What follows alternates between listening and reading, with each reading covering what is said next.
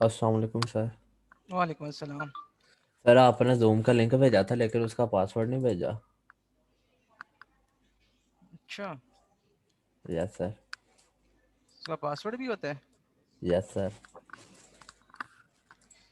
चले मैं lecture upload ही कर देता हूँ यूट्यूब के ऊपर। एक्चुअली मैं घर पे मैं कर नहीं सका था, वो जीमेल के ऊपर लॉगिन नहीं हो रहा था। तो आज क्विज जो है ना वो मैंने पोस्टपोन कर दिया है, तो आज हमारा लेक्चर ही होगा। ठीक है, मैंने यस सर। सोचा कि मेमोरी मैनेजमेंट जो है थोड़ा सा लेंथी पार्ट है, तो इसको थोड़ा सा वाइंड अप कर लें, पहले कंप्लीट कर लें। Yes sir. तो सारी क्विज अटेंडेंस हुई तो नहीं अभी? सर ये सनफरोग के काम वाली इधर लगी हुई है कैमरा पे। कैम अपना अपना ऑफ कर लो यार। हाँ कल सर क्विज नहीं होना अटेंडेंस, क्विज आज नहीं हो रहा, क्विज नेक्स्ट क्लास में होगा, पोस्टपोन हो गया है। आज हम पढ़ेंगे, अच्छा खासा पढ़ेंगे आज। Excuse me sir. जी जी। सर अटेंडेंस तो नहीं हुई अभी? नहीं नहीं, सर अभी मैं नहीं तो हुई। तैयारी करके आया था क्विज की okay sir, special. Thank you sir. तो वो वेस्ट थोड़ी होगी तैयारी, वो मैंने कहा था पहला क्विज तैयारी करके देंगे। वो यूज होगी। ओके। ब्रो ये तीसरा क्विज है, पहला नहीं है। यार मेरे लिहाज से मेरा क्विज वो क्विज कह रहा है टू ना कि मिस हुआ मैं। पहला क्विज मैं तैयारी करके दे रहा हूँ, ये वो कह रहा था। वो ये नहीं कह रहा था कि पहला क्विज दे रहा हूँ मैं। Okay, so let's start the lecture. बड़े गौर से सुनिएगा, आज का लेक्चर बड़ा इंपॉर्टेंट लेक्चर है। ठीक है। सो क्वेश्चन ये है, यहाँ पे क्वेश्चन था कि हमें पता चल गया कि लॉजिकल एड्रेस को फिजिकल एड्रेस में कैसे ट्रांसलेट करना है। उसके लिए पेज टेबल देखने की जरूरत है। पेज टेबल देखने के लिए पहले पी की बिट्स देखने की जरूरत है। पी की बिट्स कैसे निकालनी है, डी की बिट्स कैसे निकालनी है, वी हैव ऑलरेडी सीन, ठीक है, इन द प्रीवियस क्लास, कि कैसे आपने लॉजिकल एड्रेस को पी और डी में डिवाइड करना है। और पी से आपने पेज टेबल देखना है, फिर वहाँ से फ्रेम नंबर मिलेगा, फ्रेम नंबर के साथ आपने डी की बिट्स कंकैट करना है, और फिर एक्चुअल आपका एड्रेस, फिजिकल एड्रेस आपको मिलेगा। ओके, तो ये आपकी एग्जांपल है, एक फ्रेगमेंटेशन के हवाले से ये सॉल्व कर लीजिएगा। ठीक है। अब क्वेश्चन यहाँ पे ये है कि फॉर एग्जाम्पल एक प्रोसेस है, उसको 4 फ्रेम्स चाहिए। ठीक है, उसके 4 पेजेस हैं, तो ऑब्वियसली उसको 4 फ्रेम्स चाहिए। ठीक है, तो जितने पेजेस हैं लॉजिकल एड्रेस स्पेस में, अगर यहाँ पे 1 2 3 4 पेजेस हैं, तो ऑब्वियसली पेज टेबल में 4 एंट्रीज होंगी। तो 0 से 3 तक 4 एंट्रीज हैं हमारे पास। अब 0 फ्रेम पेज को हमने फ्रेम नंबर 5 एलोकेट किया है, पेज नंबर 1 को हमने फ्रेम नंबर 6 एलोकेट किया है, पेज नंबर 2 को हमने फ्रेम नंबर 1 एलोकेट किया है, और पेज नंबर 3 को हमने फ्रेम नंबर 2 एलोकेट किया है। तो ये कैसे पता चलेगा कि कौन सा फ्रेम जो है वो फ्री है, उसको एलोकेट कर सकते हैं। जैसे यहाँ पे आपको ब्लू कलर में नजर आ रहे हैं फ्रेम नंबर 0, फ्रेम नंबर, जो ये फ्रेम नंबर नहीं है बेसिकली, ये अक्सर में ये एड्रेसेस हैं यहाँ पे। तो इसको हम कह सकते हैं ये फ्रेम नंबर 0 है, 1 2 3, फ्रेम नंबर 3 फ्री है, फ्रेम नंबर 4 फ्री है, और sir frame number file 7 allocation free है। टेबल से। तो ये कैसे पता चलेगा कि हाउ वी कैन, कैसे पता चलेगा कि कौन सा फ्रेम जो है वो फ्री है? ठीक है, सर फाइल एलोकेशन टेबल से। फाइल एलोकेशन टेबल से। फाइल एलोकेशन टेबल कहाँ पे होगा? तो सर ये कंट्रोलर के पास होता है बेसिकली, तो जो हम बताता है कि बेसिकली इसको किस तरह से हम जो है वो कह सकते हैं कि हमारा जो फ्री, हम बेसिकली एक लिस्ट मेंटेन करेंगे, फ्री फ्रेम्स की लिस्ट मेंटेन करेंगे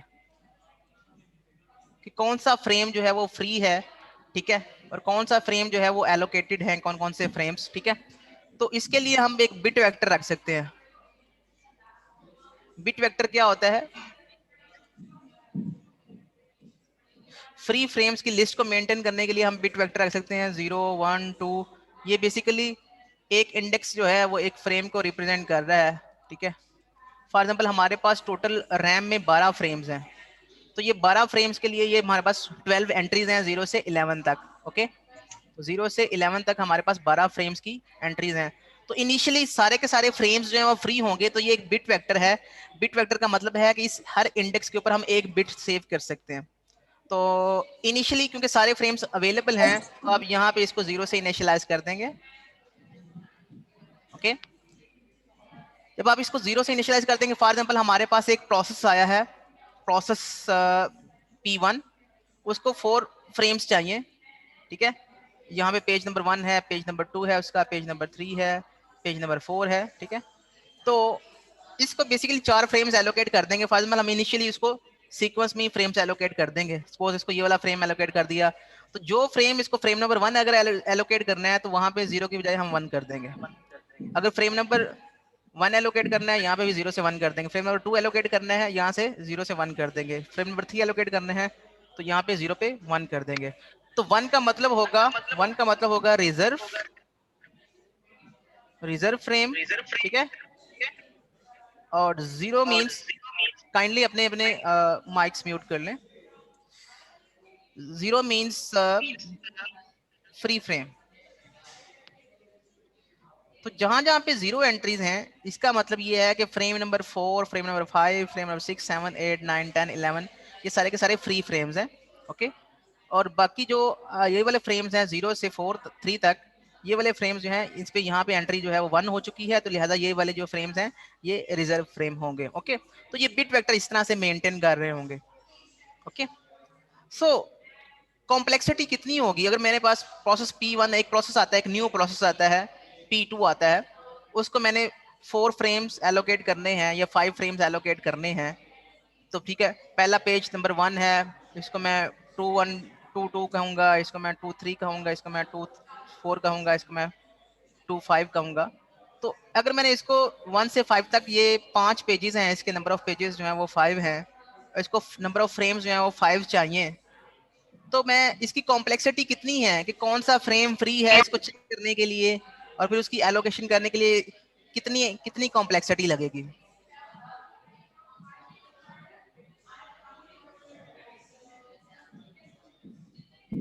अगर फॉर एग्जांपल एक प्रोसेस है, उसको n पेजेस के कॉरेस्पॉन्डिंग n फ्रेम्स चाहिए, तो in terms of n complexity कितनी होगी?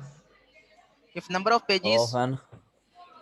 Number of pages is equal to n, तो कॉम्प्लेक्सिटी क्या होगी? log n। Yes sir. मतलब अगर उसको फॉर एग्जांपल 16 पेजेस चाहिए, 16 फ्रेम्स, उसके अकॉर्डिंगली उसको क्या 4 स्टेप्स लगेंगे कि कौन कौन सा फ्रेम फ्री है? 4 स्टेप्स लगेंगे उसको। फॉर एग्जांपल ये हमारे पास एक डेटा स्ट्रक्चर है बिट वेक्टर, तो अगर मुझे 16 पेजेस चाहिए, तो सबसे पहले मैं पहले पेज की एलोकेशन के लिए मैं ये चेक करूंगा कि क्या ये बिट जो है वो 0 तो नहीं है, 0 तो नहीं है, नहीं है, 0 तो नहीं है, नहीं है, 0 तो नहीं है, नहीं है। तो यहाँ पे 0 मिल गया, यस। तो यहाँ पे हम इसको एलोकेट कर देंगे, तो पहला पेज जो है यहाँ पे एलोकेट कर देंगे, सर इसको एंड ओके। स्टेप नहीं चलेंगे? फॉर एग्जांपल वर्स्ट केस में हम लोग देखते हैं ना कि अगर उसको एंड पे मिले जाके, फॉर एग्जांपल इसको मिले यहाँ पे मिल के 11 पे जाके, मिले। यहाँ पे जाके यस मिले, सर। तो इस केस में कितने स्टेप्स होंगे? वर्स्ट 10। केस में, वर्स्ट केस में n स्टेप्स हो सकते हैं कि उसको आखिरी फ्रेम मिले, ऐसे ही है। Yes sir. तो अगर फॉर एग्जांपल इस केस में मैंने 16 जो है ना, ये इस केस में हमारे पास कितने अवेलेबल हैं? हमारे पास टोटल जो है ना कोई 8 के करीब फ्रेम्स जो है वो अवेलेबल हैं। सपोज इस प्रोसेस को 6 फ्रेम्स चाहिए, तो कितने कितने स्टेप्स लगेंगे? 4 स्टेप सर। 4 और आगे 6 10 स्टेप लगेंगे।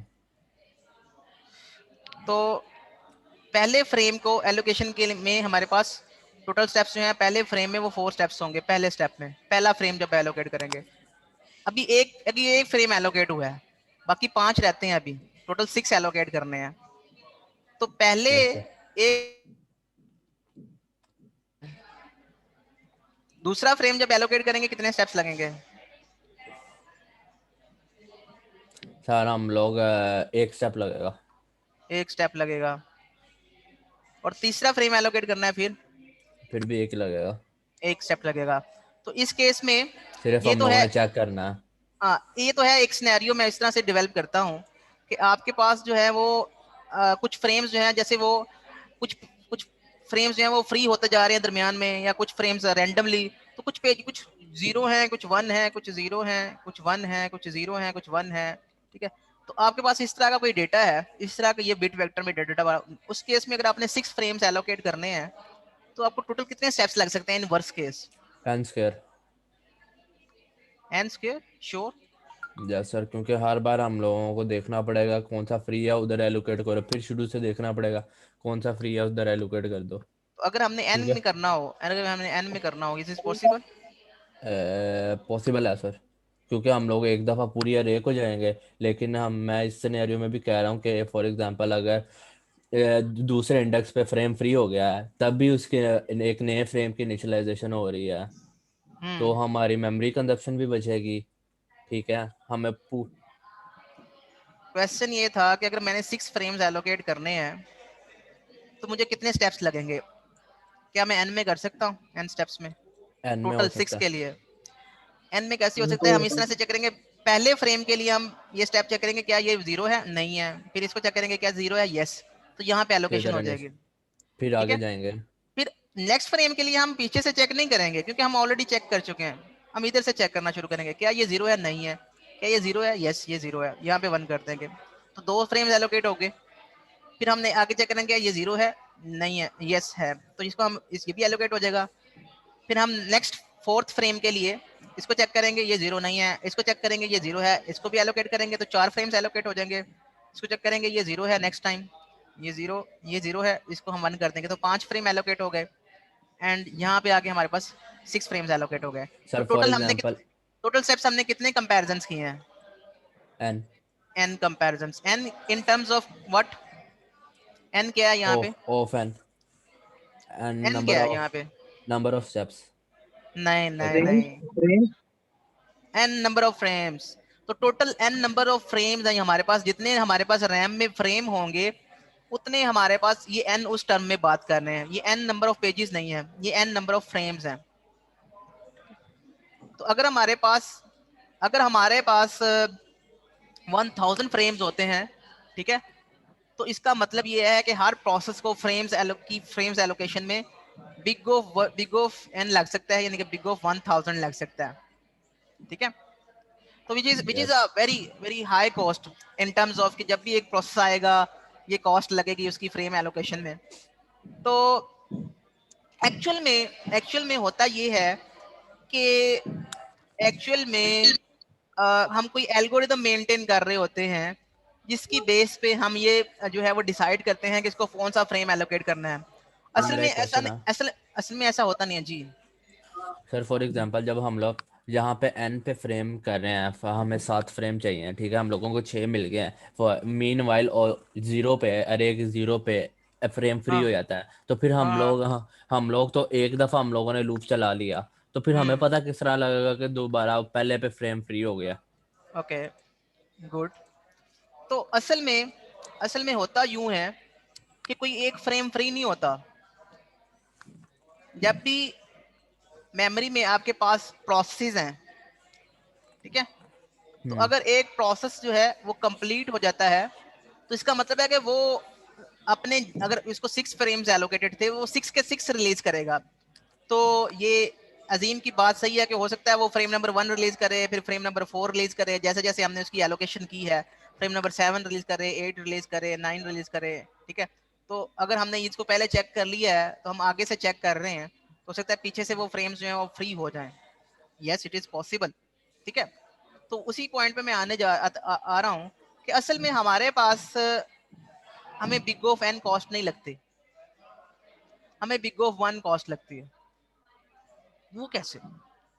वो कुछ ऐसे कि एक सिनेरियो, ये जो बात हो रही है ना बिग ऑफ एन की, ये हो रही है सिर्फ शुरू में, जब मेमोरी फ्री है, फ्रेम्स फ्री हैं और वो एलोकेशन के लिए अवेलेबल हैं, वो फ्री हैं और एलोकेट किए जा सकते हैं, जब भी एक नया प्रोसेस जो है वो डिमांड करेगा नंबर ऑफ फ्रेम्स की।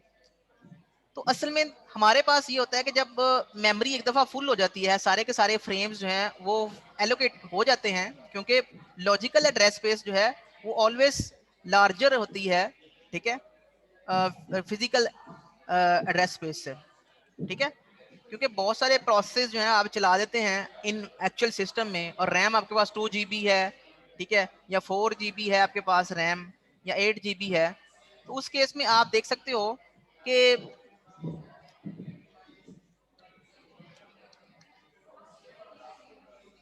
उस केस में देख सकते हैं कि हमारे पास जो प्रोसेस हैं उनका साइज, फॉर एग्जांपल 8 GB एक प्रोसेस का साइज है P1 का, 4 GB एक प्रोसेस का साइज है प्रोसेस P2 का।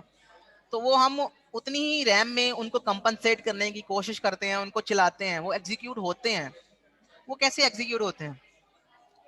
तो एक पॉइंट आता है मेमोरी में, एक टाइम पे एक पॉइंट आता है जब सारे के सारे फ्रेम्स जो हैं वो एलोकेटेड हो जाते हैं। जब सारे के सारे फ्रेम्स एलोकेट हो जाएंगे, एक नया प्रोसेस आता है P3, वो कहता है मुझे 2 फ्रेम्स चाहिए। P3 को फ्रेम नंबर 0 चाहिए और P3 को फ्रेम नंबर 1 चाहिए, 2 फ्रेम्स उसको चाहिए, ठीक है। तो इसके 2 पेजेस हैं, पेज नंबर 0 है और पेज नंबर 1 है। तो ये कहता है कि मुझे 2 फ्रेम्स चाहिए। अब किस तरह से फ्रेम एलोकेशन होगी, फ्रेम तो फ्री अवेलेबल ही नहीं है। तो जब हमारी रैम एक पॉइंट पे जब फुल हो जाती है, ठीक है, जब सारे के ये बहुत जल्द हो जाता है, जब आप सिस्टम स्टार्ट करते हैं तो उसमें ऑपरेटिंग सिस्टम आके लोड हो जाता है और जैसे आप 2-3 प्रोसेस चलाते हैं रैम आपकी फुल हो जाती है, ठीक है। तो उसके बाद जब नया प्रोसेस आता है उसके लिए फ्रेम्स अवेलेबल नहीं होते। जब फ्रेम्स अवेलेबल नहीं होते तो इनमें से कोई एक विक्टिम फ्रेम के तौर पे चूज किया जाता है। विक्टिम क्या कहते हैं, विक्टिम फ्रेम। विक्टिम फ्रेम का मतलब ये है कि किसी एक फ्रेम को अनलोड करना और उसको फ्री करके इसको एलोकेट करना। अब वो कौन सा फ्रेम जो है वो अनएलोकेट किया जाएगा, कौन सा फ्रेम जो है वो फ्री किया जाएगा, ये किस पे डिपेंड करता है। ये कुछ एल्गोरिदम्स हैं जिसको हम कहते हैं पेज रिप्लेसमेंट एल्गोरिदम। तो आज हम ये इस लेक्चर में ये भी पढ़ेंगे कि कौन कौन से पेज रिप्लेसमेंट एल्गोरिदम है। अगर हमारे पास रैम फुल हो गई है, कोई भी फ्रेम अवेलेबल नहीं है, तो किस फ्रेम को निकालना है, यानी कि उसको रिप्लेस करना है, और किसको एलोकेट करना है। अब पेज ये डिपेंड करता है पेज रिप्लेसमेंट एल्गोरिदम्स के ऊपर। ये कौन कौन से एल्गोरिदम है, एक एल्गोरिदम है FIFO, first in first out. जो फ्रेम सबसे पहले एलोकेट किया गया था उसको फ्री कर दो, ठीक है। फॉर एग्जाम्पल आपके पास 4 फ्रेम्स हैं, 1 2 3, 0 frame, frame number 1, frame number 2, frame number 3, ठीक है। अब हमारे पास कुछ पेजेस हैं इस तरह से एक्सेस हो रहे हैं, पेज नंबर 7 6 एक्सेस हो रहा है, 7 एक्सेस हो रहा है, 9 एक्सेस हो रहा है, 10 एक्सेस हो रहा है, फिर 2 एक्सेस हो रहा है, 6 7 9 10 6 11, इस तरह से पेजेस एक्सेस हो रहे हैं। 6 पेज आएगा हम उसको ये वाला फ्रेम एलोकेट कर देंगे, 7 फ्रेम आएगा उसको हमने 7 पेज आएगा उसको हमने ये वाला फ्रेम एलोकेट कर दिया, 9 आया ये वाला एलोकेट कर दिया, 10 आया ये वाला एलोकेट कर दिया। उसके बाद 2 आया, जब 2 आया तो कोई भी फ्रेम अवेलेबल नहीं है, चारों के चारों फ्रेम्स जो हैं वो फुल हैं, फ्री कोई भी नहीं है। अब इसमें से किसको हमने विक्टिम चूज करना है, जिसको हमने रिप्लेस करना है, तो 6 को हम रिप्लेस कर देंगे, उसकी जगह पे 2 लिख देंगे, यानी कि 6 पेज जो है वो अनलोड कर दिया और 2 को लोड कर दिया इस फ्रेम में। ये है फीफो पॉलिसी। फीफो पॉलिसी ये कहती है कि जो फ्रेम सबसे पहले एलोकेट हुआ था वो कि 0 फ्रेम था, उसको आप रिप्लेस करें न्यू के साथ, ठीक है। उसके बाद 6 आया, अब 6 इसमें नहीं है तो 6 को यहाँ पे हम रिप्लेस करेंगे, यहाँ पे लोड कर देंगे। 7 आया, 7 यहाँ पे नहीं है तो 7 को यहाँ पे लोड करेंगे दोबारा। 9 आया, 9 नहीं है, 9 को यहाँ पे लोड करेंगे दोबारा, ओके, एंड सो ऑन, इस तरह से चलते जाएंगे। तो इस तरह से हम पेज रिप्लेसमेंट पॉलिसी यूज करेंगे। तो ये पेज रिप्लेसमेंट पॉलिसी जो है ये मेंटेन रखेगी, एक समझ लें कि एक लिंक लिस्ट उसने मेंटेन की हुई है, ठीक है, कि सबसे पहले उसने फ्रेम नंबर 0 एलोकेट किया, फिर फ्रेम नंबर 2 एलोकेट किया, फिर फ्रेम नंबर 7 एलोकेट किया एंड सो ऑन।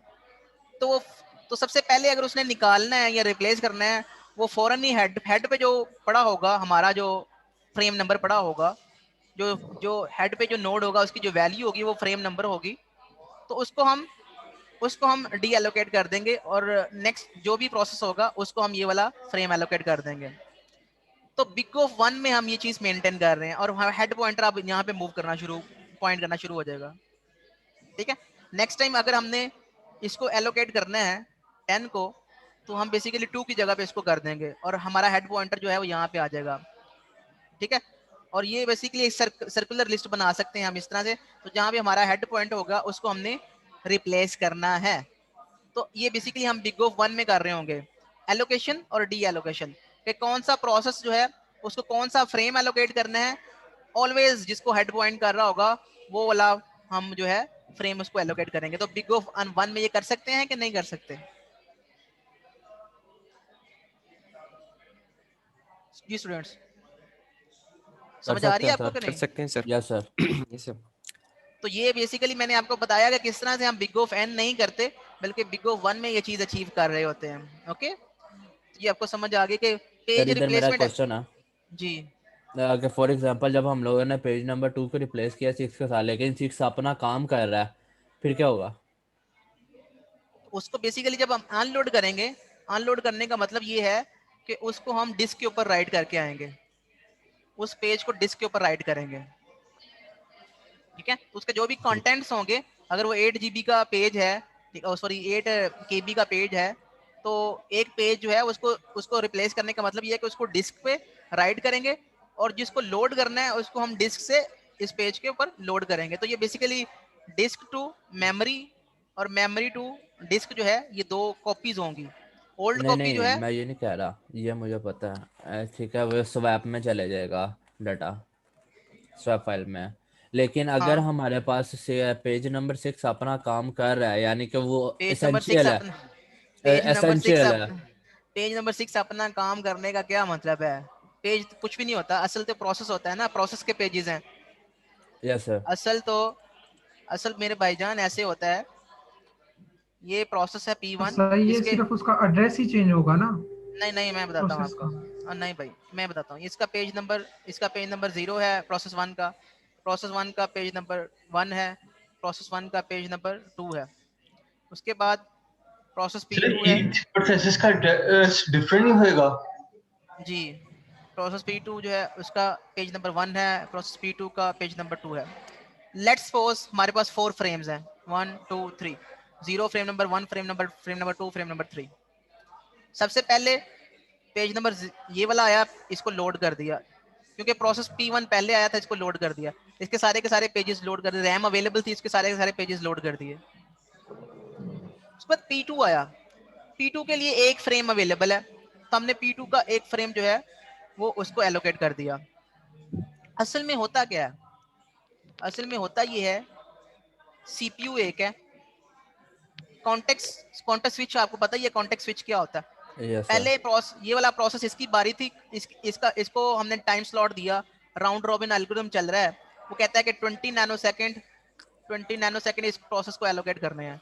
वो ठीक है, वो अपना काम कर रहा है, अपना काम जो वो कर रहा है, वो करंटली वो ये वाला जो पेज है इसमें वो कर रहा है कुछ ना कुछ रीडिंग राइटिंग कर रहा है, यस सर। ठीक है।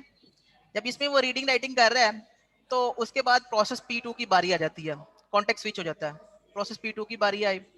प्रोसेस P2 जो है वो इस पेज में कुछ ना कुछ करता है, 20 नैनो सेकेंड्स के लिए इसकी बारी आई, वो ठीक है, ओके है। फिर प्रोसेस P1 की बारी आ जाती है, 20 नैनो सेकेंड दोबारा इसको मिलते हैं, ये इस पेज में कुछ ना कुछ करता है, डन हो गया। अभी ये इस पेज में कुछ ना कुछ कर रहा था, कॉन्टेक्स्ट स्विच हो जाता है, फिर दोबारा इसकी बारी आ जाती है। प्रोसेस P2 कहता है मैंने पेज 1 यूज करना है, अपना पेज 0 नहीं यूज करना।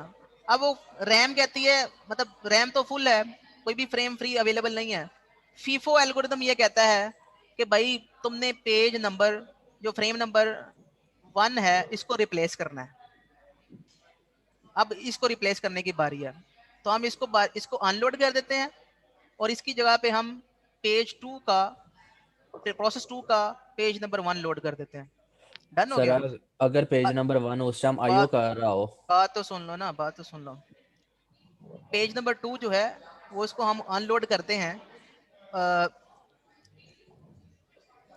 प्रोसेस P2 की बात करें तो प्रोसेस P2 जो है वो पेज नंबर 1 जो है उसका लोड हो गया, वो अपना पेज नंबर जो है इस यहाँ पे इसको यूज करेगा। अब P1 की बारी आती है, दोबारा से जब कॉन्टेक्स्ट स्विच होता है P1 की बारी आती है। P1 कहता है मुझे पेज नंबर 1 चाहिए, तो फीफो पॉलिसी ये कहती है कि अब आप फ्रेम नंबर जो है वो 2 जो है वो रिप्लेस कर दें, अगर ये अवेलेबल नहीं है तो इस पेज को निकाला जाएगा, इस पेज की जगह पे पेज नंबर प्रोसेस 1 का पेज नंबर 1 जो है वो दोबारा से लोड किया जाएगा। तो ये लोडिंग और अनलोडिंग होगी, ठीक है, इसको कहते हैं स्वैप इन स्वैप आउट। तो स्वैप इन स्वैप आउट होगा, ठीक है। वो जो आप बात कर रहे हैं, अगर अगर तो वो सीपीयू यूज कर रहे हैं, दोनों को सेम टाइम पे हमने नहीं चाहिए, तो इस तरह से होगा, ठीक है। अगर जो आप बात कर रहे हैं, अगर वो ये प्रोसेस आयो कर रहा है और ये प्रोसेस जो है ये सीपीयू यूज कर रहा है, उस केस में इसका पेज और इसका पेज दोनों में क्लैश नहीं आना चाहिए, दोनों सेम टाइम पे लोड होने चाहिए। उस केस में ये होगा कि अगर इसका पेज निकाला भी जा चुका है, तो अगर इसने आयो के लिए ये वाला पेज यूज करना है, तो ऑब्वियसली वो पेज दोबारा से लोड हो जाएगा, वो यहाँ पे आ जाएगा। ठीक है, अच्छा ठीक हो गया सर, ओके। तो आ ये गई पेज समझ। रिप्लेसमेंट एल्गोरिदम है जिसकी बेस पे उसने डिसाइड करना है। ठीक है, तो फ्री फ्रेम्स की लिस्ट मेंटेन होती है, जिसमें फ्री फ्रेम्स जो है वो लिंक लिस्ट, मैंने आपको कहा कि लिंक लिस्ट मेंटेन है। तो पेज नंबर 0 आया, उसको हमने फ्रेम नंबर 14 एलोकेट कर दिया। पेज नंबर 1 आया न्यू प्रोसेस का, उसको फ्रेम नंबर 18 एलोकेट कर दिया। पेज नंबर 3 आया, उसको हमने फ्रेम नंबर 20 एक्चुअली एलोकेट कर सर, दिया, एंड सो ऑन जी। इसका मतलब जितने भी हमारे पास पेजेस है ये एक तरह से लिंक लिस्ट में स्टोर है हमारे पास। नहीं नहीं, पेजेस लिंक लिस्ट में स्टोर नहीं है। जो फ्री फ्रेम्स की लिस्ट है कि कौन कौन से फ्रेम्स लिस्ट में अवेलेबल हैं, कौन से फ्रेम्स जो हैं वो फ्री हैं, ये हमारे पास रैम है। इसमें आप देख सकते हो कि ये फ्रेम नंबर 16, फ्रेम नंबर 17 पहले अब बिफोर एलोकेशन ये प्रोसेस आया था, एक न्यू प्रोसेस। जी सर। इसकी एलोकेशन से पहले हमारे पास जो मेमोरी थी उसकी कुछ सिचुएशन इस तरह से थी कि फ्रेम नंबर 16 अवेलेबल है, फ्रेम नंबर 17 अवेलेबल है, सॉरी जो ब्लू कलर में है ये एलोकेटेड है, और जो ये ग्रे कलर में है ये फ्री है। तो फ्रेम नंबर 3 अवेलेबल है, 13 अवेलेबल है, फ्रेम नंबर 14 अवेलेबल है, फ्रेम नंबर 15 अवेलेबल है, फ्रेम नंबर 18 अवेलेबल है, और फ्रेम नंबर 20 अवेलेबल है। तो ये फ्री 5 फ्रेम्स जो हैं, ये जो फ्री हैं, ये बेसिकली एक लिंक लिस्ट के थ्रू उनके नंबर जो हैं वो मेंटेन किए जाएंगे कि फ्रेम नंबर 14 भी अवेलेबल है, 13 भी अवेलेबल है, 18 भी अवेलेबल है, 20 भी अवेलेबल है, और 15 भी अवेलेबल है। इनकी ऑर्डरिंग कैसे होगी, ये किसी एल्गोरिदम की बेस पे होगा। अगर first in first out algorithm है तो इसकी लिस्ट का ऑर्डर डिफरेंट होगा। कोई और भी एल्गोरिदम हम देखेंगे, एक लीस्ट रिसेंट यूज्ड एल्गोरिदम होता है, लीस्ट रिसेंट यूज्ड, उसको जब अप्लाई करेंगे तो इसकी लिस्ट का ऑर्डर जो है वो डिफरेंट हो सकता है। तो ब्ला ब्ला ब्ला। तो यहाँ पे एक प्रोसेस है, न्यू प्रोसेस, इसको 4 फ्रेम्स 4 पेजेस हैं तो 4 फ्रेम्स इसको चाहिए। तो ये पहला फ्रेम इसको 14 एलोकेट करेंगे, तो 0 पेज के लिए 14 फ्रेम। फिर नेक्स्ट फ्रेम अवेलेबल जो है वो 13 है, तो पेज 1 के लिए 13 फ्रेम, पेज 2 के लिए 18 फ्रेम, और पेज 3 के लिए 20 फ्रेम। तो हमारे पास जो अब आप देख सकते हो कि जो ग्रे में जो हमारे पास यहाँ पे 13 फ्रेम था, वहाँ पे पेज नंबर 1 लोड हो चुका है, यहाँ पे पेज नंबर 0 लोड हो चुका है, यहाँ पे पेज नंबर 2 लोड हो चुका है, यहाँ पे पेज नंबर 3 लोड हो चुका है। और बाकी जो फ्री फ्रेम्स की लिस्ट होगी उसमें सिर्फ 15 रह जाएगा, मतलब सिर्फ 15 नंबर फ्रेम जो है वो अवेलेबल होगा, बाकी सारे के सारे फ्रेम्स जो हैं वो एलोकेट हो चुके हैं। तो इस तरह से हम अपनी जो फिजिकल रैम है उसके फ्रेम्स की लिस्ट मेंटेन कर रहे होंगे। ओके, तो इस पे मैं बात कर चुका हूँ पहले कि पेज टेबल रजिस्टर क्यों चाहिए, पेज टेबल बेस रजिस्टर जो उसकी लेंथ जो है वो लेंथ रजिस्टर क्यों चाहिए, ये मैं आप इसके बात कर चुके हैं या नहीं कर चुके? कौन बताएगा पेज टेबल रजिस्टर क्यों चाहिए? किसी को भी नहीं पता? पेज टेबल को उसका एड्रेस स्टोर करने। पेज टेबल का एड्रेस स्टोर करने के लिए मैंने आपको बताया था कि हर प्रोसेस का अपना एक पेज टेबल होगा। पेज टेबल में एंट्रीज कितनी होंगी, किस पे डिपेंड करेगा? नंबर ऑफ पेजेस पे। नंबर ऑफ पेजेस पे। अगर इसके नंबर ऑफ पेजेस जो हैं वो 100 हैं तो पेज टेबल में जो एंट्रीज हैं वो 100 होंगी। और अगर इस प्रोसेस के जो नंबर ऑफ पेजेस हैं वो 19 है, तो नंबर ऑफ इसके लिए जो पेज टेबल बनाया जाएगा उसमें नंबर ऑफ एंट्रीज जो है वो 19 होंगी। ओके, तो अब क्वेश्चन ये है कि अगर ये 100 इसकी एंट्रीज हैं, इसकी 19 है, मतलब वेरी कर रही हैं, ठीक है, और अगर हर एंट्री के ऊपर 4 बाइट स्टोर है, 4 बाइट का डेटा स्टोर है, 4 बाइट में क्या स्टोर है, फ्रेम नंबर स्टोर है, ठीक है, तो इसको बेसिकली 100 मल्टीप्लाई बाय 4 बाइट्स, इतना साइज जो है 400 बाइट्स का, ये पेज टेबल के लिए चाहिए इस प्रोसेस को। तो 400 बाइट्स का जो जो साइज है ये कहाँ पे एलोकेट करेंगे, ये भी रैम में एलोकेट करेंगे। तो रैम में बेसिकली एक फ्रेम जो है वो स्पेशली इसको देना पड़ेगा एटलीस्ट, ठीक है। तो अगर एक फ्रेम इसको देना पड़ेगा तो अगर हमारे पास सिस्टम में n प्रोसेसेस हैं तो n फ्रेम्स जो हैं वो सिर्फ पेज टेबल्स के लिए होंगे, एटलीस्ट एटलीस्ट हो सकते हैं ऐसे n फ्रेम्स।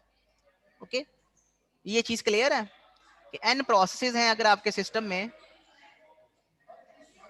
तो हर ये चूंकि पर प्रोसेस पेज टेबल होता है, ये पर प्रोसेस पेज टेबल होता है। पर प्रोसेस पेज टेबल का मतलब ये है कि हर प्रोसेस का अपना अपना पेज टेबल होता है। तो हर प्रोसेस का अगर अपना अपना पेज टेबल होगा तो अगर n प्रोसेस हैं तो n पेज टेबल्स होंगे। अगर n पेज टेबल होंगे तो एटलीस्ट अगर एक पेज टेबल के लिए एक फ्रेम चाहिए, तो n पेज टेबल्स के लिए n फ्रेम्स चाहिए। ओके, तो n फ्रेम्स जो है हमें सिर्फ पेज टेबल को स्टोर करने के लिए चाहिए। अगर हमारे पास टोटल m फ्रेम्स हैं, ठीक है, सपोज 100 फ्रेम्स हैं रैम में और n हमारे पास 10 है, तो बेसिकली 10 फ्रेम्स तो वैसे ही चले गए, m में से 10 फ्रेम्स जो है वो वैसे ही चले गए पेज टेबल को स्टोर करने के लिए, बाकी 90 फ्रेम्स एक्चुअल डेटा को सेव करने के लिए यूज होंगे। ओके, तो मैं बात ये करना चाह रहा था कि अब ये कैसे पता चलेगा कि प्रोसेस P1 का जो पेज टेबल है वो किस फ्रेम में लोड है। अगर वो फ्रेम नंबर 4 में लोड है प्रोसेस P1 का पेज टेबल, तो ये 4 कहाँ पे स्टोर होगा रजिस्टर में। बताएं? ये भी रजिस्टर में। कौन से रजिस्टर में? पेज टेबल रजिस्टर में, पेज टेबल बेस रजिस्टर में। पेज टेबल बेस रजिस्टर में एक रजिस्टर है जो कि सीपीयू में होगा, ठीक है।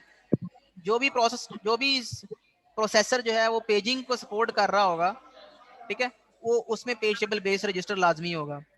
पेज टेबल बेस रजिस्टर में 4 पड़ा होगा। जब भी प्रोसेस जो है वो चल रहा होगा, मतलब जो वो सीपीयू यूज कर रहा होगा, तो उसका जो पेज टेबल बेस रजिस्टर होगा सीपीयू का, उसमें उस प्रोसेस का जो पेज टेबल है उसका बेस एड्रेस होगा जो कि 4 है। कि मतलब ये पेज टेबल जो है वो इसमें 4 पड़ा होगा कि ये 4 फ्रेम में ये पेज टेबल पड़ा हुआ है। ओके, तो एक दफा जो है पेज टेबल को रीड करने के लिए मेमोरी एक्सेस करनी पड़ेगी, और जब पेज टेबल रीड हो जाएगा तो फिर एक दफा जो है वो दोबारा से पेज टेबल रीड हो गया। हमने तो एक्चुअली देखना था कि ये लॉजिकल एड्रेस जो है फॉर एग्जांपल 101 जो है, ये लॉजिकल एड्रेस जो है इसके कॉरेस्पॉन्डिंग फिजिकल एड्रेस कौन सा है, हमने तो ये देखना था। लेकिन इसके लिए, इसको देखने के लिए बजाय इसके कि पहले हम इसको p में डिवाइड करें और फिर d में डिवाइड करें लॉजिकल एड्रेस को, सपोज ये 1 बिट है और ये 01 है, तो पहले ये 1 देखने के लिए इसको इंडेक्स करना पड़ेगा, इसका फ्रेम नंबर कौन सा है। इसको इंडेक्स करने के लिए पेज टेबल को है, इसका एड्रेस देखना पड़ेगा, वो पेज टेबल में पड़ा हुआ है, पेज टेबल बेस रजिस्टर में पड़ा हुआ है। पेज टेबल बेस रजिस्टर से जाएंगे, मेमोरी को रीड करेंगे, वहां पे ये जो भी इसका एड्रेस होगा, इसका फिजिकल एड्रेस होगा जो कि 4 है, उस एड्रेस में ये 1 ऐड करेंगे तो वो बेसिकली 5 बनेगा। तो 5 एड्रेस पे बेसिकली ये जो भी एंट्री पड़ी होगी उस पे जाएंगे, वो एक्सेल में फ्रेम नंबर होगा, ठीक है। तो हमें बेसिकली 2 दफा मेमोरी को रीड करना पड़ रहा है। एक दफा पेज टेबल की एंट्री को रीड करने के लिए जो कि फ्रेम नंबर बताएगा, ठीक है, और दूसरी दफा उस फ्रेम नंबर पे जाके वैल्यू रीड करनी पड़ेगी जो कि यहाँ पे हमारा डेटा पड़ा होगा एक्चुअल में, ठीक है। तो हमें 2 दफा मेमोरी को एक्सेस करना पड़ रहा है। तो अगर हमने 2 दफा मेमोरी को एक्सेस करना है, ठीक है, तो हर दफा जब भी हम लॉजिकल एड्रेस को ट्रांसलेट करेंगे हमें 2 दफा मेमोरी को एक्सेस करना पड़ेगा। तो ये हमारी कॉस्ट को जो है ना वो 2 टाइम्स जो है वो रिड्यूस कर रहा है। परफॉर्मेंस हमारी जो है वो 2 टाइम्स, कॉस्ट हमारी बढ़ा रहा है 2 टाइम्स, और परफॉर्मेंस हमारी डिक्रीज कर रहा है 2 टाइम्स। तो इसको हम किस तरह से अवॉइड कर सकते हैं, how we can avoid this thing, कि हम बार बार मेमोरी को रीड ना करें, ठीक है, उसको किस तरह से हम अवॉइड कर सकते हैं। तो इसको हम अवॉइड इस तरह से कर सकते हैं कि जैसे आपको कहता है कैशे, कैशे क्या होती है? सर जो सीपीयू की कैशे होती है, हाँ, सीपीयू की जो कैशे होती है, तो सर सीपीयू वो में हमारे पास रजिस्टर्स होते हैं, कैशे होती है, अरिथमेटिक और लॉजिक यूनिट होता है, सर सीयू मेमोरी होता है, से डाटा कंट्रोल यूनिट। लेके कैशे मेमोरी और सीपीयू के दरमियान में लिंक होती है, डाटा देती है। सर यहाँ पर जो है वो क्विक एक्सेस कैशे के लिए जो फॉरेन डाटा, कैशे का आपने पर्पस बताना है। What is the purpose of cache? Sir ये सिर्फ रीसेंट डाटा जो बार बार यूज मोस्ट करे के रीसेंट ये वहां डेटा, पर रखते हैं। मोस्ट रीसेंट डेटा जो है जो कि बार बार यूज होना होता है। तो बजाय इसके कि सीपीयू जो है अगर उसने कोई भी एक्शन परफॉर्म करना है, फॉर एग्जांपल उसने एडिशन परफॉर्म करनी है, उसके लिए 2 ऑपरेंड्स चाहिए, ऑपरेंड 1 और ऑपरेंड 2।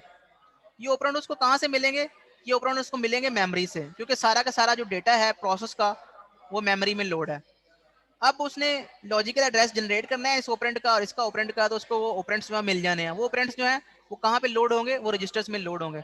जब वो रजिस्टर्स में लोड होंगे तो सीपीयू उन रजिस्टर्स के ऊपर अपना एक्शन परफॉर्म करेगा, एडिशन का ऑपरेशन परफॉर्म करेगा यूजिंग एएलयू, और फिर वो दोबारा से जो भी रिजल्ट आएगा वो दोबारा से मेमोरी के ऊपर राइट कर देगा। तो ये एक प्रोसीजर होता है, ठीक है। और ये आपने पढ़ा होगा असेंबली जो है ना वो कंप्यूटर ऑर्गेनाइजेशन में, तो किस तरह से इंस्ट्रक्शन फेच होती है, डिकोड होती है, एग्जीक्यूट होती है। तो ये इंस्ट्रक्शन साइकिल आपने पढ़ा हुआ है, मैं दोबारा से उसको रिपीट नहीं कर रहा। तो कई सर दफा नहीं ऐसा पढ़ा, आप बता सकते हैं? अच्छा नहीं सर, मैं इस सेमेस्टर पढ़ रहा हूँ ना। चलो मैं थोड़ा सा रिवाइड कर देता हूँ आपको। Yes sir please. मेमोरी है आपकी, तो आपका जो सारा का सारा प्रोसेस है वो इस यहाँ पे लोड है, ठीक है। वो पेजेस की फॉर्म में यहाँ पे लोड है, यहाँ पे पेज नंबर 0 उसका लोड है, पेज नंबर 1 लोड है and so on. Page number 0 में क्या पड़ा हुआ है, यहाँ पे नंबर ऑफ बाइट्स पड़ी हुई है, हो सकता है 4 बाइट्स हो। तो पहली बाइट पे यहाँ पे A लिखा हुआ है, यहाँ पे B लिखा हुआ है, यहाँ पे C लिखा हुआ है, यहाँ पे 1 लिखा हुआ है, सपोज यहाँ पे 2 लिखा हुआ है, ठीक है, and so on. Okay, for example उसने यहाँ पे जो वैल्यू पड़ी हुई है और यहाँ पे वैल्यू पड़ी हुई है, इन दोनों को ऐड करना है, ठीक है। एक एक हमारे पास वेरिएबल है जिसका नाम C है। तो C क्या होता है, वेरिएबल क्या होता है, मेमोरी लोकेशन। फॉर एग्जाम्पल ये इस मेमोरी लोकेशन को पॉइंट कर रहा है। और एक D है हमारे पास वेरिएबल, जो कि इस मेमोरी लोकेशन को पॉइंट कर रहा है। इन दोनों को ऐड करना है और ऐड करके हमने यहाँ पे A में रखना है। सपोज A जो है वो यहाँ पे पॉइंट कर रहा है, यहाँ पे डमी वैल्यू पड़ी हुई है, ये करना है परफॉर्म। अब इंस्ट्रक्शन जब फेच, ये इंस्ट्रक्शन कहाँ पे पड़ी हुई है, ये इंस्ट्रक्शन यहाँ पे कहीं पर पड़ी हुई है, ये पेज नंबर सपोज 1 में पड़ी हुई है ये इंस्ट्रक्शन।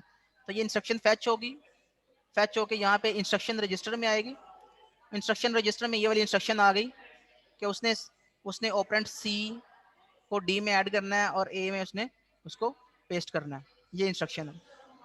अब सबसे पहले उसने ऑपरेंड रीड करने हैं, तो ऑपरेंड रीड करके उसने लेके आना है। तो यहाँ से वो ऑपरेंड रीड करेगा, यहाँ पे लेके आएगा रजिस्टर में, किसी और रजिस्टर में लेके आएगा, टेम्प 1 में, यहाँ पे टेम्प 2 में लेके आएगा। उसके ऊपर एडिशन का ऑपरेशन परफॉर्म करेगा।